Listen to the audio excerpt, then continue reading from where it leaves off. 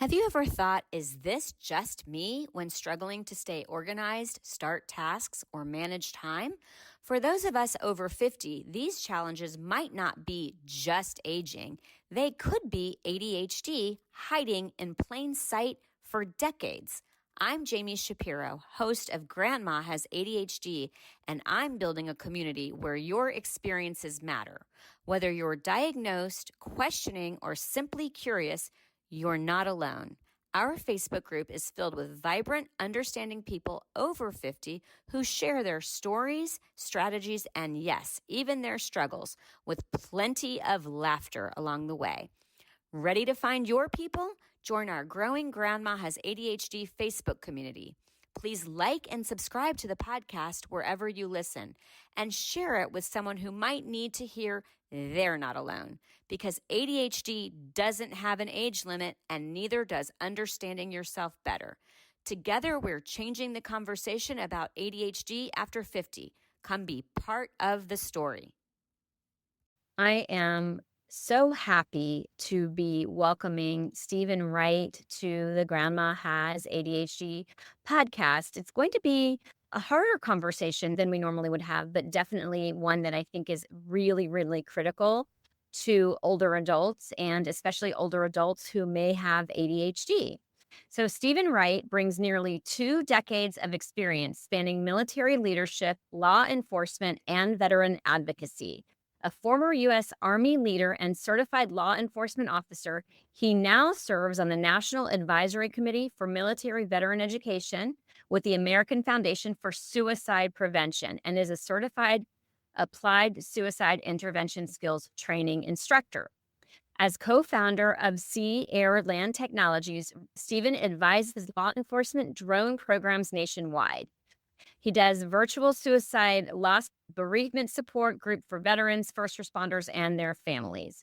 And I know I butchered it, Stephen, so I'm going to rely on you. But I also want to introduce the audience to how you and I came into this conversation. So we are both in the San Diego area, and we both work with seniors. As those of you who've listened to my podcast before know that I am the founder of Silver Linings Transitions, and we do move management and home organization for seniors, but anybody who really needs us in the San Diego area. And Stephen works for Heritage Home Care, which is a home care company in San Diego. And I'll let you talk a little bit about that too. But we met at a networking event. And for anybody who knows me or you've listened to my podcast long enough, you know that ADHD is probably the second word out of my mouth when someone meets me. And Steve and I got into the ADHD conversation. We discovered that we both had ADHD, and then that went into a conversation about mental health and suicide.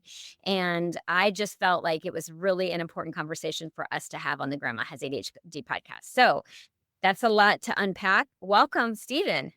And thank you. Thank you for your service, and thank you for the work that you're doing on this really, really critical topic. Yeah, no, absolutely. Thank you for having me on the podcast. I think it's an honor anytime somebody asks me to come on and talk to them about the line of work that I'm in. Yeah, great. So, by the way, Stephen is not a grandmother. I always like to ask a little bit about people's ADHD journey, because I think it helps those of us who are coming to this conversation late to relate to how it showed up in your life before we get into like the serious stuff, but more the playful. Or if it is playful, sometimes it's not. Yeah, so my discovery with ADHD, I was not happy when I found out about it. I was maybe 22, 23 years old. I can't remember exactly. I do know it was in 2011, active duty orders for the Army. And I was at Fort Meade, Maryland, going to the Defense Information School. I was taking their broadcast combat correspondent course. Basically, I was going to learn how to be a journalist and a media liaison in combat operations. I remember I was taking a class on how to edit video, and I was getting extremely frustrated with the program because I couldn't remember exactly how to use a mouse on a certain program. I was about to destroy some computer monitors, and the senior instructor, he was a Navy guy, came over to me and he's like, "Hey man, let's go talk outside real quick." I figured he was going to tell me to calm down and relax a little. And he was like, "Hey, your scores coming into this school were really high because you had to test before you could even go to the school. I think you just have ADHD." I was infuriated by that. I was like, "There's nothing wrong with me. How dare you? You're not a licensed psychiatrist." And he was like, "No, man, you're going to take the rest of the day off. You're going to go do base behavioral health Mhm. and what I told you, and you're going to seek a consult for psychiatry." Mhm. Well, orders being orders, I couldn't tell a guy that outranked me no. So I went to psychiatry. They immediately wrote a consult for me to go off the installation to a civilian provider. Had like a 4-hour long meeting with this individual. And sure enough, came back with a diagnosis of ADHD. And I was kind of like in disbelief. I was kind of disappointed. I was like, wow, there's something wrong with me. I never knew this. And, out of curiosity, I reached out to my mom and I was like, "Hey, did I ever have any of this like as a child?"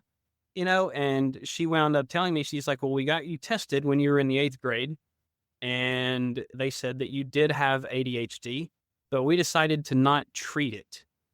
And I remember being even more mad that this was withheld from me and options were withheld from me. And I was just really confused. I didn't know what to think. I thought my whole life had been a lie. Maybe things for me could have been better in life had I known about this and been treated for it a long time ago. Nonetheless, that was my ADHD journey, finding out that I had it. I was at a military school for the Army when I finally received the diagnosis. Okay. Well, you know what? I have to say that one of the things that I'm discovering as I'm doing this podcast is there are, especially because my audience is older adults. I say 50 because I'm 55, but it's really a little bit older than that. And there's a lot of grief in that, like what could have been, what might have been if I had known. So I imagine that that was exactly what you were going through. And again, because we've stigmatized it by putting the word disorder in there versus brain wiring, just a different way of looking at things. But I have to say, first of all, I'm really impressed that that Navy officer could identify it because there's so many people walking around, and you and I talked about this, that 80% of people who have ADHD have no idea that they have ADHD. I mean, it's just crazy. And then it does explain so much when you get that diagnosis. Okay, so I wanted to have you on, and this is going to be a sensitive subject, but people with ADHD tend to struggle with anxiety and depression. And I've heard that sometimes the anxiety and depression are symptoms of ADHD, but if we were treating the ADHD, maybe the anxiety and depression would actually be better. So I really, especially with you doing suicide prevention and knowing that mental health plays such a role in that, I kind of wanted to hear what you had to say about that. So, in terms of, I guess you could say anxiety or depression showing up or presenting, in people that have ADHD, I do find that to be intriguing, but I also find that to kind of be the cure for the issue too, if that makes any sense. Mind you, I'm not a licensed physician or anything like that. I can really just speak on my experiences. But I would say not treating it or having treatment options for it, because there's ways you can treat it. You can use stimulant medication. There's different types of therapies. But I would say one of the bigger things is to understanding, how to combat anxiety and depression in individuals with ADHD. I think it is incumbent on the person that has the ADHD to really understand that about themselves. The more you understand yourself and the more you understand your limitations, the more capable you are of overcoming those limitations. And it's those limitations that lead you down the road of anxiety and to ultimately depression at times. A lot of things for people with ADHD can just feel so overwhelming, which Mhm. causes a lot of the anxiety feeling. And then you have detachment or disassociation involved in that because the people don't want to feel that way. So they kind of force themselves to not feel so anxious, Mhm. which sadly, unfortunately, a lot of times moves them to feel, depressed, hopeless, like there isn't help for them because nobody understands them. And it's really hard for people to understand them because they don't really understand themselves first to be able to express that to somebody that could help. or could provide them with alternative, solutions to overcoming their anxiety and depression caused by ADHD. I want to also throw out there. So, my mom has allowed me to speak openly about her anxiety and depression. And we didn't realize she had ADHD until she was 76 years old. And she's definitely struggled to access care because there's not a lot available for older adults right now. And that is also including physicians or psychiatrists that are treating ADHD in older adults. So, the awareness is important, but then what? Because, again, they're having such a hard time accessing care. Well, so I think one of the issues is, the intersectionality of ADHD, depression, even suicidality. A lot of times it's missed. And I think a lot of that comes from just a cumulative strain, decades of inconsistent follow through, disorganization, and even criticism, can harden into like a learned helplessness and grief over a lost potential. Something I exhibited very early on when I first discovered I had that diagnosis. I was kind of in my own little brain, like, oh my God, like what could I be now if this is treated?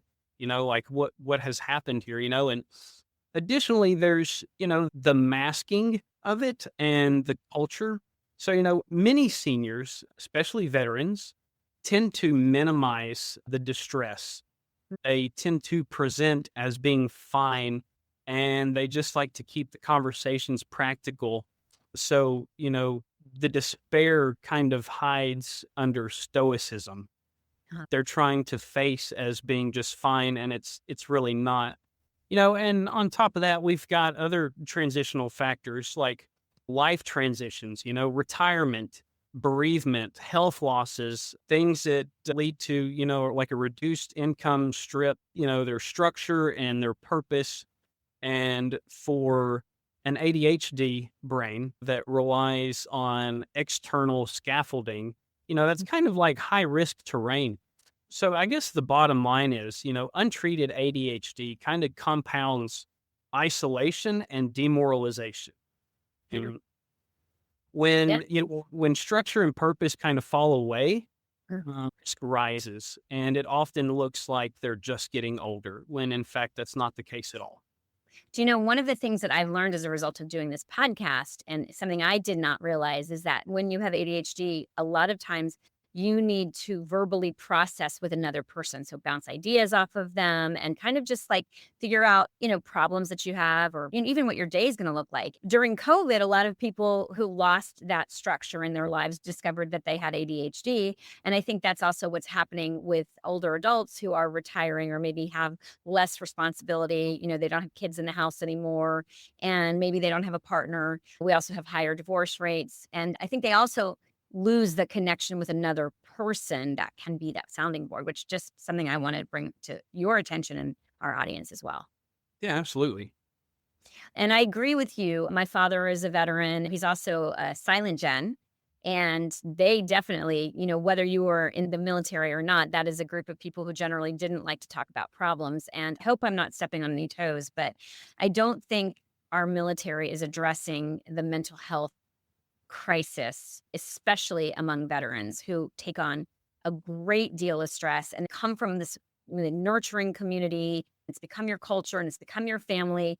And then all of a sudden you're done and you're dumped out there. And also, not to mention the things that you had to go through if you served in a combative situation. No, I completely agree. So I served 15 years in the Army. I didn't have just the most fantastic transition from military life to civilian life. I wasn't greeted with all these brochures of help. A lot of people call it like an exit interview kind of type of thing. I afforded all of that. I was given a bunch of documents, said, "Are you sure you want to get out?" And that was pretty much it. I didn't really receive like a benefits fair of here's all the help available to you. I didn't receive any training on, hey, we forced you to think like A, B, and C for so long. But in reality, in the civilian world, A, B, and C might help you some, but D, E, and F is probably going to hold you back. So here's how you apply all of that to create X, Y, and Z. Sure. So when I say I agree that the military isn't doing enough to address the a mental health crisis. I wholeheartedly agree based on my experience, not just with myself, but as a law enforcement officer dealing with current service members and veterans, sitting on national boards dealing with mental health. I see from several veterans the transitional issues that they have coming from the Department of Defense or Department of War into the civilian workforce and civilian lifestyle. Yeah, for sure. We're going to take a pause and I want to ask you a couple other questions because I do want to cover, suicide prevention and get into the meat of that with you. But I'm also going to give you a fun question. Okay. So Okay.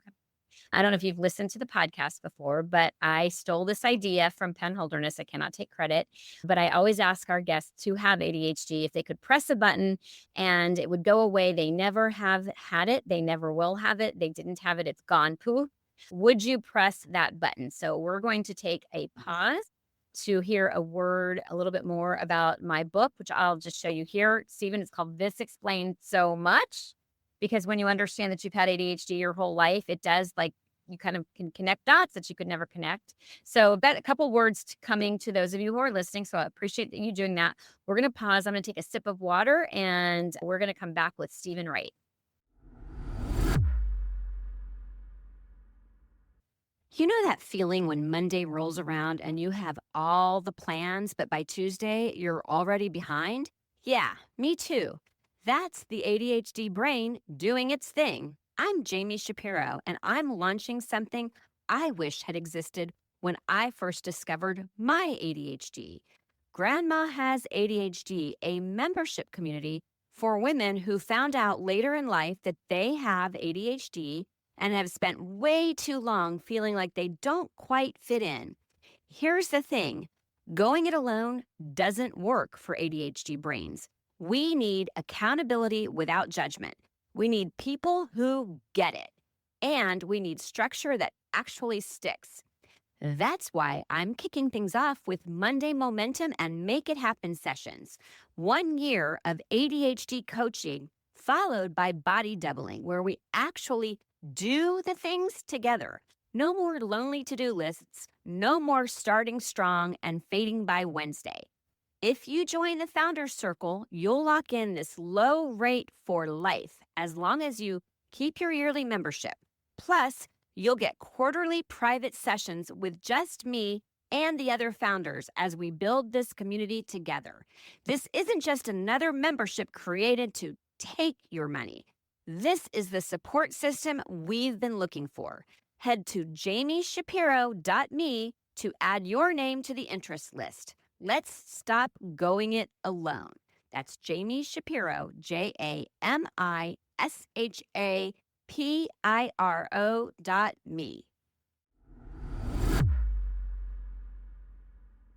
We are back with Stephen Wright. I had my sip of water. He has not answered the button question for me because I always like to hear it spontaneously. And before he answers that question, I just want to encourage you that if you know someone who may be impacted by ADHD, or it's you, but you want your family members to understand, I would really, really appreciate it if you would share the podcast with them, like it, subscribe to it, and please give it a review so that more people can find it, because really, we have a lot of people who are walking around unaware with ADHD, and it answers so many of those questions that you didn't even know you had. But okay, we're back with Stephen Wright. Okay, Stephen, the button question. If you could press a button, never have had ADHD, never have it again, would you press it? That's a really tough question because I feel like it's who I am. So, in short, no, I don't think I would get rid of it. ADHD has absolutely challenged me, yes, but I do believe that it has shaped every meaningful part of who I have become. It kind of forced me to develop grit and adaptability and self-awareness through trial by fire. And, without it, I feel like I might have been more conventional and maybe more predictable. I don't believe I would have been nearly as resourceful or innovative, and certainly not as resilient as I am now. So, I believe my ADHD has kind of pushed me to create structure where there was none and build systems kind of like my own personal command post framework that includes like an end of day brief, like, hey, what did I get done? And things to kind of help me navigate through all this chaos, which is kind of why I believe I excel exceptionally in high pressure roles, where I thrive under adrenaline and kind of lead both with urgency and empathy, something that I believe has truly helped my efforts in suicide prevention and suicide intervention. So, the same brain that once frustrated me now kind of fuels my ability to deeply engage, think unconventionally, and connect with others. And I believe if I press that button, I might gain a little peace, but I think I'd also lose, that edge that makes me effective and creative and human in the ways that I believe matters, the absolute most. I've kind of built my entire system around this wiring. Know that I would trade that for anything. First of all, I have to tell you, of every guest that I've ever had, the way that you described it, it was like a check, check, check, check, resilient, being, able to think quickly. You missed one that totally applies to what you do, and that's that we have a very strong sense of social justice. We believe that the world should be fair, and we want to do our part to make that happen. And you're definitely exemplifying that. I'm going to go off course for a second before we go to the questions, because I have been really wanting to ask somebody in the military this question. I have heard that the military may draw more people with ADHD than the typical society for a lot of those reasons, but also because we crave structure, yet we're really not good at setting that up. And the military is nothing if it's not structured. What is your take on that? That's very deep. And I don't want to answer that question with any injustice. I do say that makes a lot of sense. There are a lot of people that I know personally that have ADHD that I serve right alongside. A lot of my former colleagues have it. So I would say, yes, I do believe that service kind of gave them a structure. But aside from that, a lot of people with ADHD tend to be very high functioning intellects. Of course. And they're certainly the more. Listen to our conversation. No. So with people that have ADHD, I would say I've found, including myself, to be some of those service members that serve in pretty unconventional, out of the box roles in the military. As an enlisted man, I did public affairs at a division level asset. In layman terms, I was down here on a totem pole, but I was placed in positions way up here on the totem pole because of my job in the military. And it was that of a creator and a thinker, working with psychological operations teams, civil affairs teams, handling media engagement and the public, constantly having a change in the day-to-day. So while there is that structure from the military, you're also allowed to be very unstructured or pragmatic in the way that you operate, because you don't have the standard wake up at this time, do this, do this, do this. Every day is different for a lot of those serving in the military that do have ADHD, because they tend to find themselves in pretty highly specialized roles. Wow, that is fascinating. Okay, I'm going to take our conversation back because I want to make sure that we get to it. I try to be cognizant of our ADHD brains can only take so much before we get bored and we move on to the next thing. And I think this is really important. And then, of course, I do want to just talk about what you do with Heritage Home Care. So I'm going to give you the questions that because I ask my guests to provide questions for me. And so the question is, how does ADHD in older adults intersect with depression or suicidal thoughts? And why might these warning signs often go unnoticed? Okay, so simple. I kind of touched on that a little bit earlier, but I'll break it down in a more concise manner here.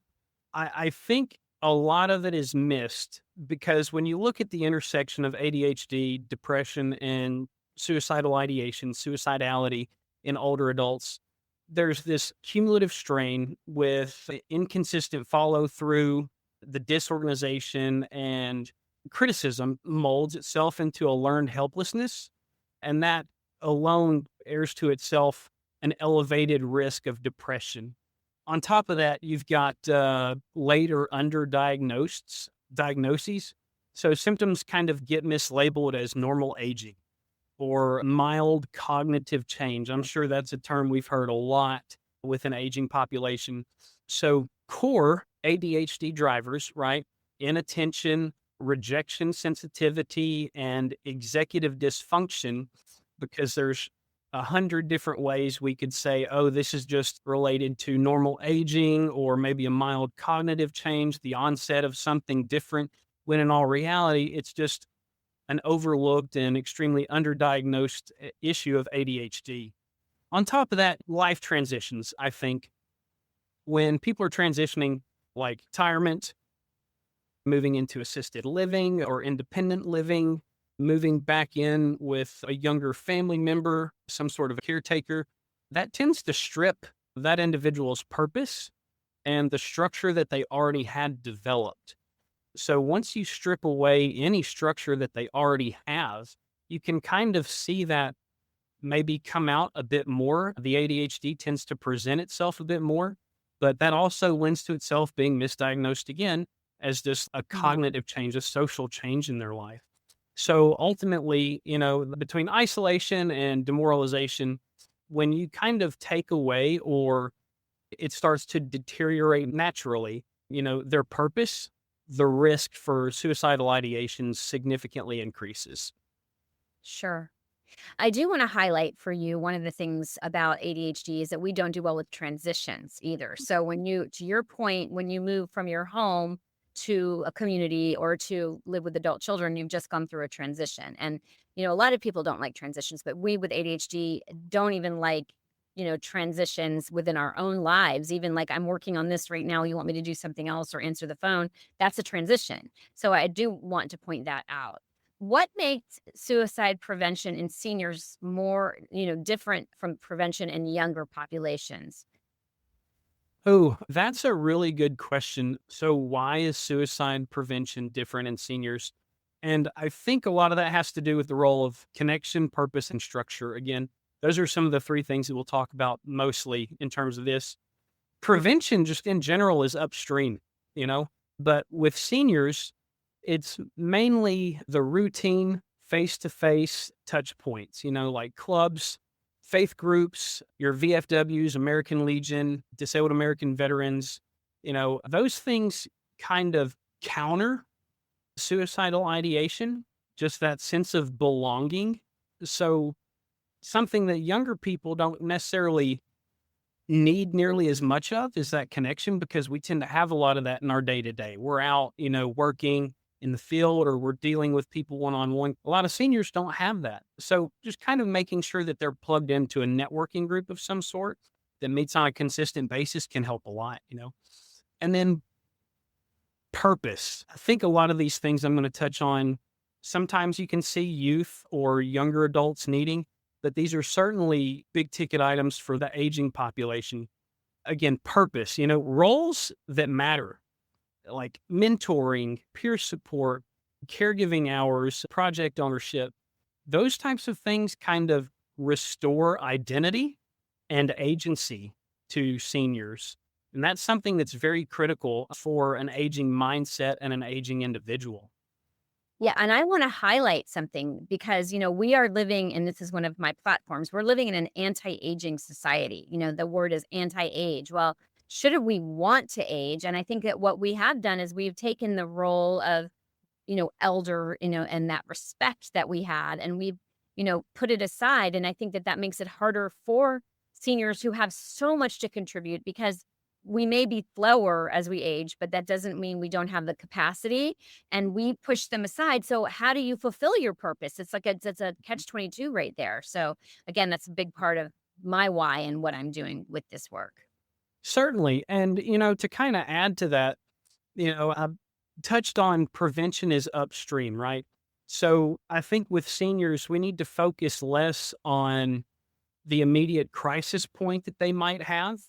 Because in all honesty, when somebody is experiencing suicidal ideations, they're not listening a whole lot to what anybody is saying to them, right? They're focused on this is the problem. And that's what a lot of people will come in and try to fix is what is this problem?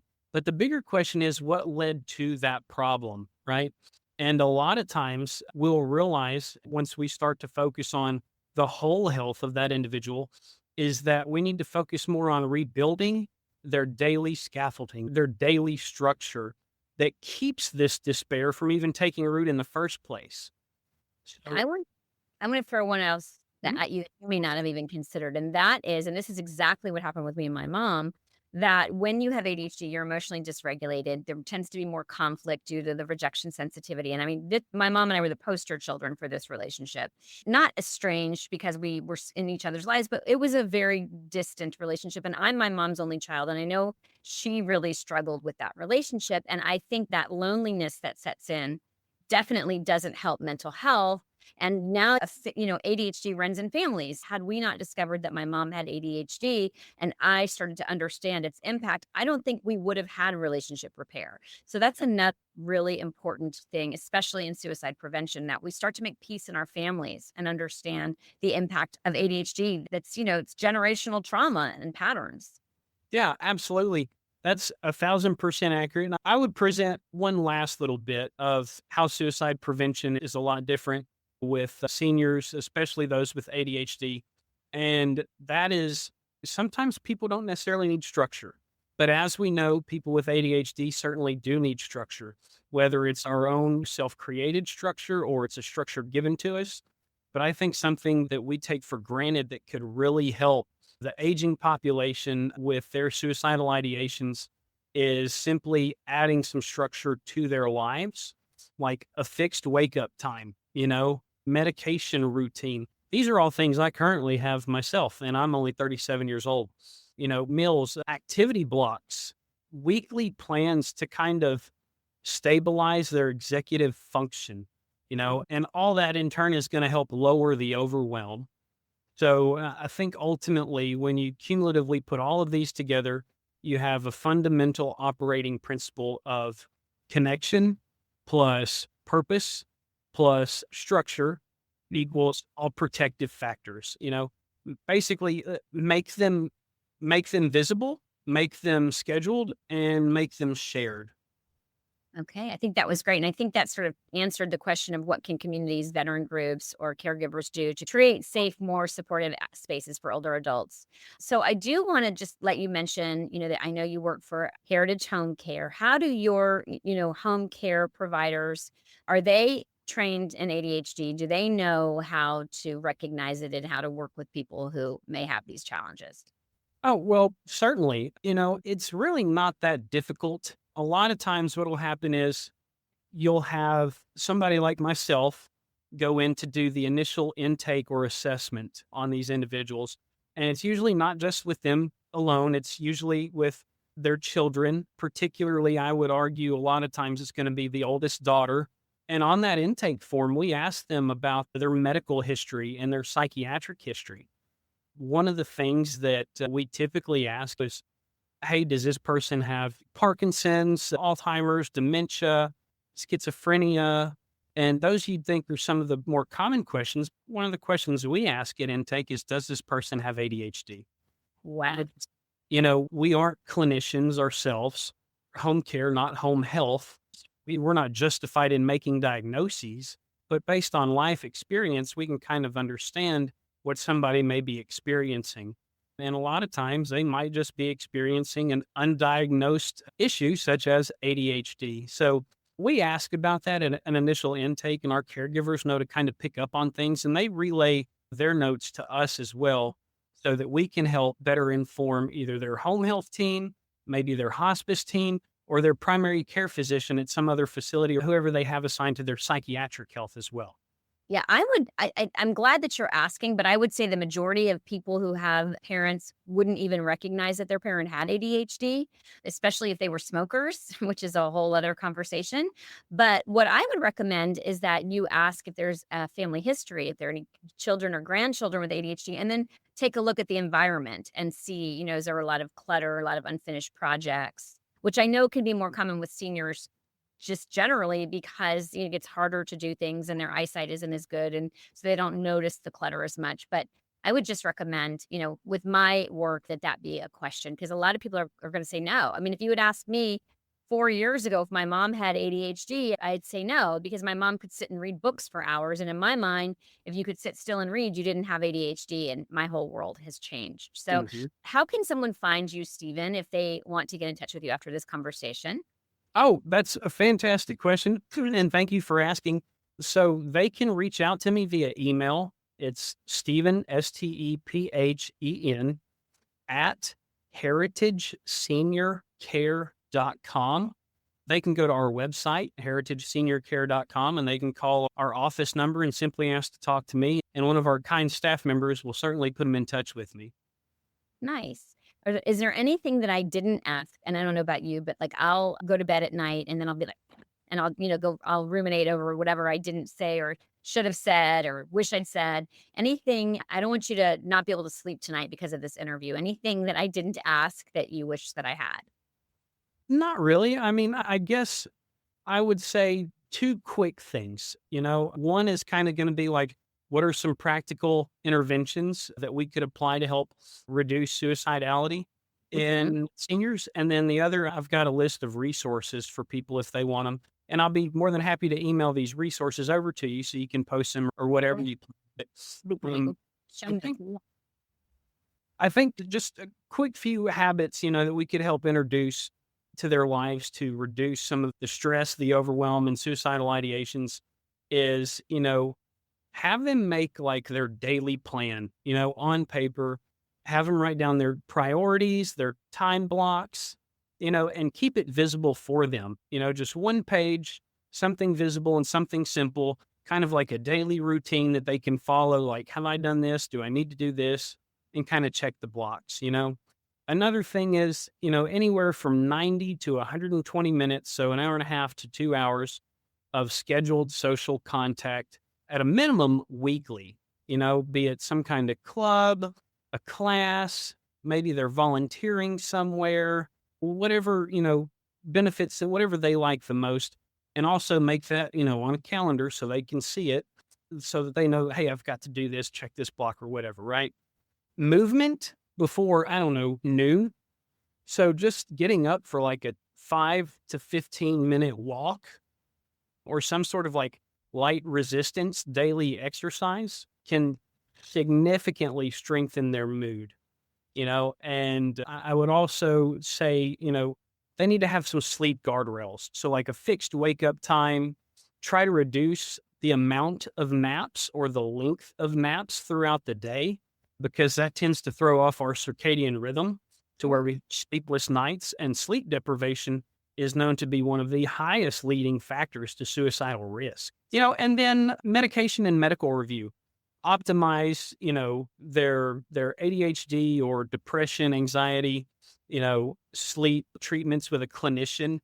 If they're receiving medications, A, B, and C through Doctor 1, but they're getting other medications, D, E, and F through Doctor 2, maybe have one doctor, review all of those to consolidate all of those to make sure none of those are countering one another and negatively impacting, what we would consider to be a detriment to their overall health. And then, lastly, I guess we could talk on some of the suicide prevention resources that are out there. If anybody is having thoughts of immediate suicide, they can always dial 988. Oh, So it's a 3-digit number, kind of like 911, but it's 988. It's a suicide prevention hotline. If you're a veteran, press 1. Also, just a nice little plug to these people at 988. If you're a family member and you think maybe your mother or your grandfather is having suicidal thoughts, you yourself can call 988 and simply talk to these people to ask them, like, hey, how do I know if he's actually having suicidal thoughts or not? And just real quick, the best way to figure that out is to ask them directly and bluntly. Are you thinking about harming yourself? Are you thinking about killing yourself? Are you thinking about suicide? And if you simply ask that question and don't interrupt, you would be surprised what they would come out and tell you. mhm. So 988 is a fantastic resource, not just for those going through the crisis at that time, but for any friends or family members that may be concerned and want to learn how to help better. Also, you can go to SAMHSA.gov. They have under their communities profile something for older adults. It talks about suicide prevention means and methods to try to negate suicidal risk in older citizens. And then the National Council on Aging, they have a really good article that was published, I believe, in January of 2025. They'll give you a really good, in-depth, detailed insight into suicide prevention in older Americans. And you can also go to AFSP, that's the American Foundation for Suicide Prevention, afsp.org. They have a lot of tabs. I need help. I'm looking for information. I'm looking for ways to get involved. I need bereavement counseling. And there's a plethora of resources listed there on that website as well. Wow. First of all, I'm blown away, and I really want you to share these resources. The 988 is amazing. I had a child that was suicidal, and I wish that I had known about that resource. And it's so helpful to know that you can call as a family member or a concerned loved one. So thank you. And I just want to put in a little plug that a lot of people don't know that a lot of people with semicolons right now. Oh, and maybe that's how we got into this conversation. So yeah, 2 of my 3 kids have semicolons, and that's, there was a pause. And so that's a way to identify somebody who at one point either loved somebody who maybe lost their life to suicide or has thought of suicide. And so that's just a way to open up a conversation with people too. So I just wanted to put that plug in. This has been amazing. And even for me, just to have learned what I learned, and I loved a lot of the guardrails that you talked about. I'm going to throw one more at you that I just recently have come across being significant for better sleep. And that's weighted blankets, actually. They have found that weighted blankets help with anxiety, which help people to sleep better. So, you need to do a little research. I'm not getting a whole thing on weighted blankets because, especially for seniors, you don't want it to be too heavy.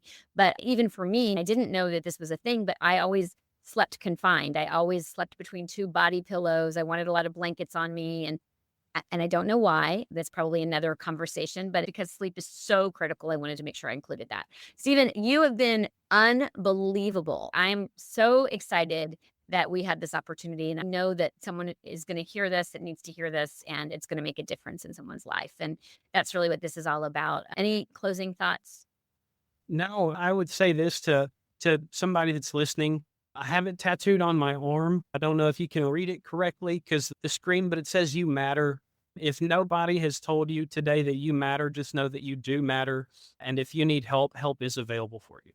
I love that. Thank you. Mine says be love, because we cannot be in fear when we're also in love. And we need to just act from that place. Just how can I put love into the world? And by the way, I just want to say this, even for people who are lonely, like you can act love. You don't have a partner, but you can act loving towards other people. And it doesn't have to be romantic love or love from a family. It can just be, hey, I just told the barista she has a beautiful smile. So anyway, thank you for listening, Stephen. Thank you for being on this podcast. Again, if you want to reach Stephen, you will be able to get his information in the show notes, but you can also contact him at Stephen, STEPHEN, at Heritage Home Care. HeritageSeniorCare.com. Oh, I'm sorry. Say again. Heritage at HeritageSeniorCare.com. Perfect. Thank you so much for listening. I am doing what I can to help you make the rest of your life the best of your life. So we are joined by Stephen Wright. We've just done a really impactful and important conversation on suicide prevention, anxiety and depression, and ADHD in older adults. But we didn't really talk much about ADHD specifically. And Stephen and I were wrapping up the conversation. And one of the questions that I ask our guests is if they have any ADHD hacks.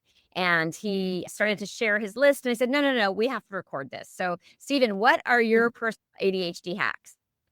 Wow. So first off, that is a fantastic question that truly made me think, because with my ADHD, I don't just keep a cumulative log of all my things, but I narrowed it down to 3 major things.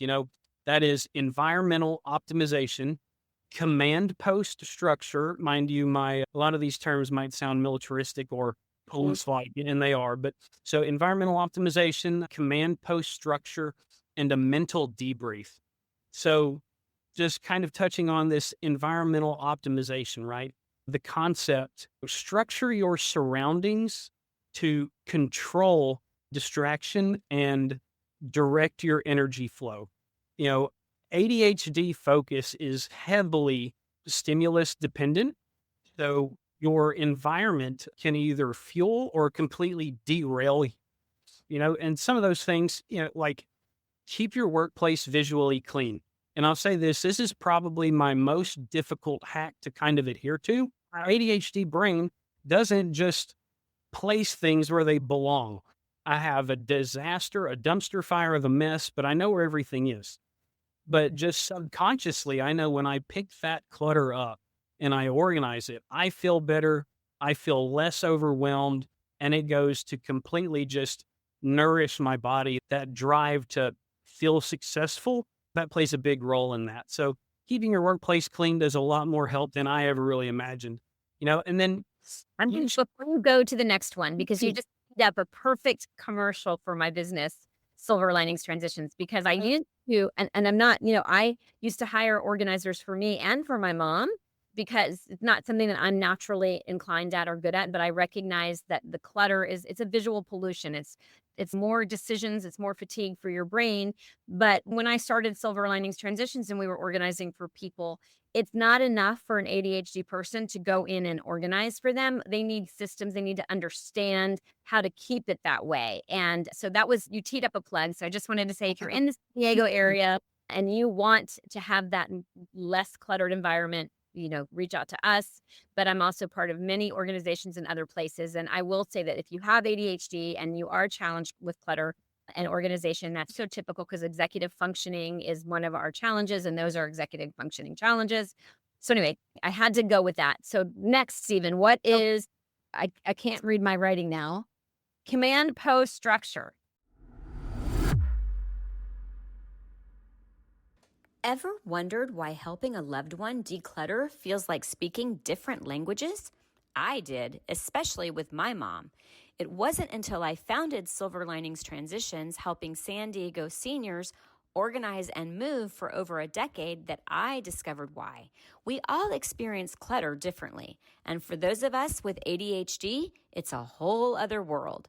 If you are listening in the San Diego area and feeling stuck with moving, paperwork, photos, or home organization, our team at Silver Linings Transitions gets it. We understand ADHD's unique challenges, and we won't just help you get organized. We'll create sustainable systems that finally stick. Schedule a consultation with our team today at 760-522-1624. That's 760-522-1624, or find us at silverliningstransitions.com. Yes. So command post structure, I like to run my day kind of like a field operation. And that to me is ideal. So the concept of this is going to be treat your daily operations kind of like a field command. And that might not make a lot of sense for some of you, but just imagine you have to misplace everything. You don't have your nice office like you want. And this is all hypothetical, right? And you have to go to the field. Well, when you're in the field, you're still going to need centralized intelligence. You're still going to need a clear task flow, and you still need to maintain your visual situational awareness. So some of the tips for maintaining this command post structure: centralize everything, use one physical or digital command center, your laptop, your writing pad, a tablet, where every single task or note or reminder kind of funnels into and out from, right? And then you want to limit your inputs. So instead of juggling 5 apps, pick one mission log. I use the Google Workspace. So on Google, I have my email, I have my calendar, I have my reminders, I can create my documents on there. So kind of just limit your inputs. And then additionally, an end of day debrief.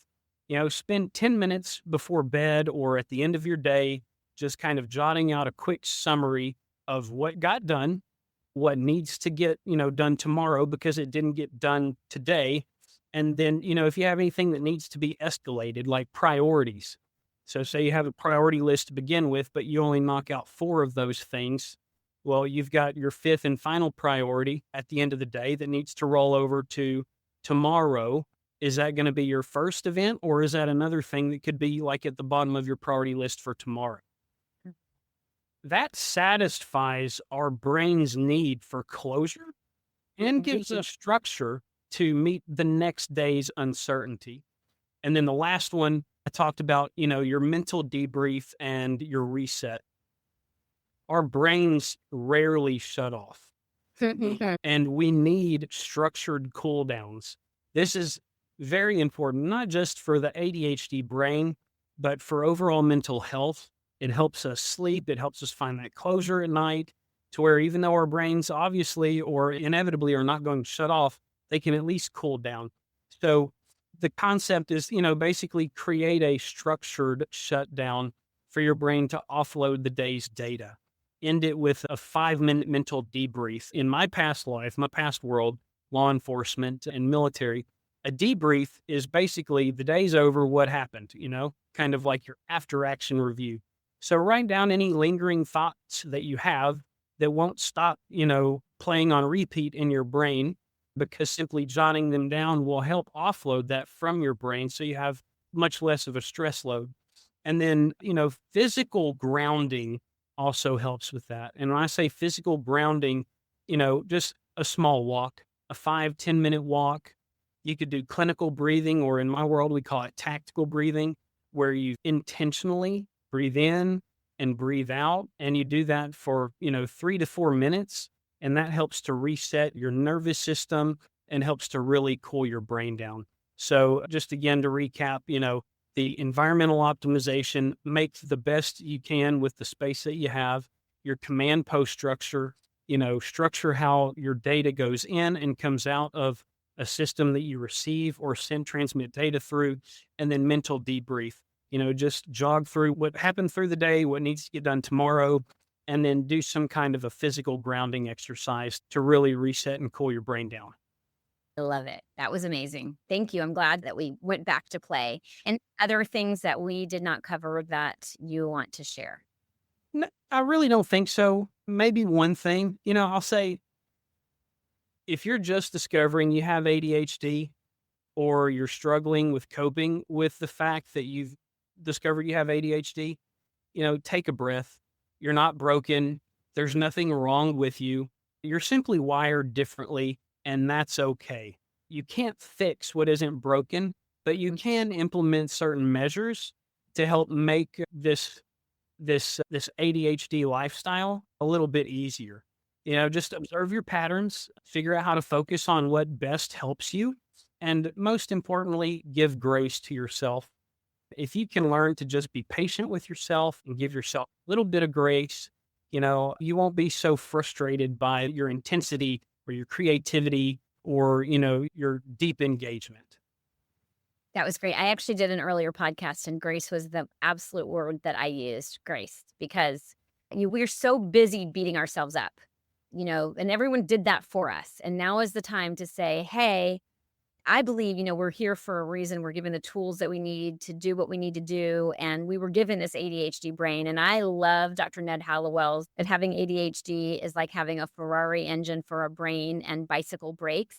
So it's really just, tuning your craft. It's like figuring out, like, for instance, hyperfocus is the one that I love and of our ADHD superpowers. Hyperfocus can be annoying for people when they need you to do something and you want to do X, but also when you want to get something done or you want time to pass, then that's the time you put yourself into hyperfocus. So, that's fine tuning that engine. So I'm so glad that we came back to this conversation, and thank you so much for sharing.